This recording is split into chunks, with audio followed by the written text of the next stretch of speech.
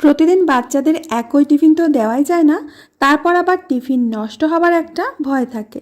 তাই আজ আমি আপনাদের এমন একটা টিফিন রেসিপি বানিয়ে দেখাবো যেটা প্রতিদিন স্কুলের টিফিনে দিলেও টিফিন বক্স কিন্তু ফাঁকাই আসবে, কথা দিলাম। আর এটা মাখাবেলা পুর ভরারও কোনো ঝামেলা নেই।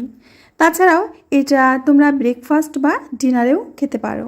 এতটা হেলথি আর টেস্টি হয় খেতে, বাচ্চা থেকে বড় সবাই ভীষণভাবে পছন্দ করবে। আজকের টিফিনটা বানানোর জন্য আমি এখানে নিয়ে নিচ্ছি ময়দা। চাইলে আপনারা আটা দিয়েও রেসিপিটা বানাতে পারবেন। আমি এখানে কাপ মেপে 1.5 কাপ ময়দা নিয়েছি আর দিয়ে দিচ্ছি পরিমাণ মতো লবণ। লবণটাকে ভালো করে ময়দার সাথে মিশিয়ে নিলাম। এবার ময়দার একটা ব্যাটার বানাতে হবে। এর জন্য কাপ মেপে আমি প্রথমে 1 কাপ জল দিচ্ছি। জল কতটা লাগবে আমি তোমাদের অবশ্যই বলে দেব। প্রথমে 1 কাপ জল দিয়ে খুব ভালো করে হ্যান্ড উইস্কের সাহায্যে এইভাবে মিশিয়ে নেব। হাতে যদি সময় একদমই কম থাকে তাহলে হ্যান্ড উইস্কের বদলে তোমরা মিক্সিং জারে করেও ব্যাটারটা ফেটিয়ে নিতে পারো। তো অল্প অল্প জল দিয়ে আমি ব্যাটারটা ফেটিয়ে নিচ্ছি।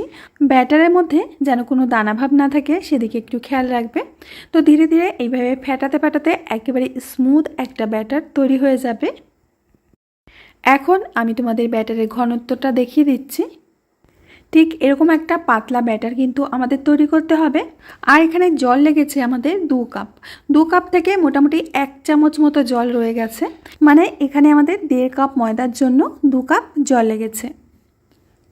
এবার টিফিনগুলো বানানোর জন্য আমি একটা ফ্রাইং প্যানের মধ্যে 1/2 চামচ মতো তেল দিয়ে দিচ্ছি। 1/2 চামচের থেকেও একটু কম তেল দিয়েছি। তেলটা প্যানের মধ্যে এইভাবে ছড়িয়ে দিচ্ছি। এবার প্যানটা গরম হলে 1 হাতা মতো ব্যাটার দিয়ে দেব।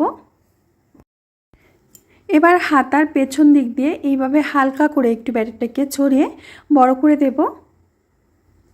গ্যাসের আঁচটাকে কিন্তু এই সময় একেবারে লো করে রাখতে হবে।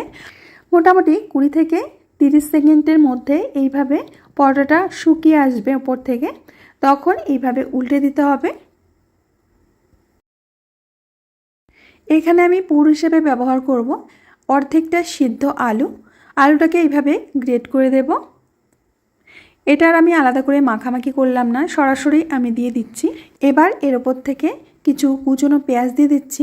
যদি নিরামিষ দিনে টিফিনটা করো তাহলে পেঁয়াজটাকে স্কিপ করে দিতে পারো। এটাও খুব অল্প পরিমাণেই দিয়ে দিলাম। এবার দিয়ে দেব কিছু ধনেপাতা কুচি। একদম হেলথিভাবে টিফিনটা আমরা তৈরি করব। এবার দিয়ে দেব একটুখানি গোলমরিচের গুঁড়ো। বাচ্চাদের জন্য বানালেও কিন্তু গোলমরিচের গুঁড়োটা দেবে। আর এখানে একটা কিউব চিজ আমি এইভাবে গ্রেট করে দিচ্ছি। চিজ কিন্তু বাচ্চারা ভীষণভাবে পছন্দ করে আর চিজ দিলে খেতেও ভালো লাগবে। তো অর্ধেকের বেশি চিজ আমি এখানে কুচিয়ে দিলাম। এবার ঝালের জন্য উপর থেকে সামান্য একটু চিলি ফ্লেক্স দিয়ে দিচ্ছি। এখন পরোটাটাকে ভাজ করে নেব। এবার স্প্যাচুলা দিয়ে হালকা হাতে চাপ দিলে কিন্তু এটা খুব ভালোভাবে সিল হয়ে যাবে। একটা টিফিন কিন্তু রেডি হয়ে গেছে, নামিয়ে নেব। দেখতে পাচ্ছ দেখতে কতটা সুন্দর হয়েছে। এবার একইভাবে একে একে আমি টিফিনগুলো বানিয়ে নিচ্ছি। এপিট টুপিট করে একটু লালচে করে ভেজে নিতে হবে। তো আরও একটি টিফিন আমি বানিয়ে নিয়েছি। একইভাবে প্রত্যেকটি টিফিন আমি বানিয়ে নেব। দেখতেই পাচ্ছ বন্ধুরা টিফিনগুলো কতটা পরিমাণে সুন্দর আর লোভনীয় হয়েছে, একদম নরম তুলতুলে। এটা বাচ্চাদের টিফিনে যদি তোমরা রোজও বানিয়ে দাও টিফিন বক্স কিন্তু খালি করেই আসবে। আর বাচ্চাদের টিফিন ছাড়াও এটা ব্রেকফাস্টে বা ডিনারে খেতে পারবে। আর সবথেকে বড় কথা হলো এটা যে এটা বানানোর জন্য কোনো প্রস্তুতি নিতে হয় না, ঝটপট করে বানিয়ে ফেলা যায়। তো আমার প্রিয় বন্ধুরা, আশা করছি প্রতিদিনের মতো আজকের রেসিপিটাও তোমাদের অনেক ভালো লেগেছে। ভালো লাগলে অবশ্যই বন্ধুদের সাথে শেয়ার করবে। আমি আজ এখানেই বিদায় নেব, আবার আসবো নতুন রেসিপি নিয়ে। সবাই ভালো থেকো, সুস্থ থেকো, সকলকে সুস্থ রেখো।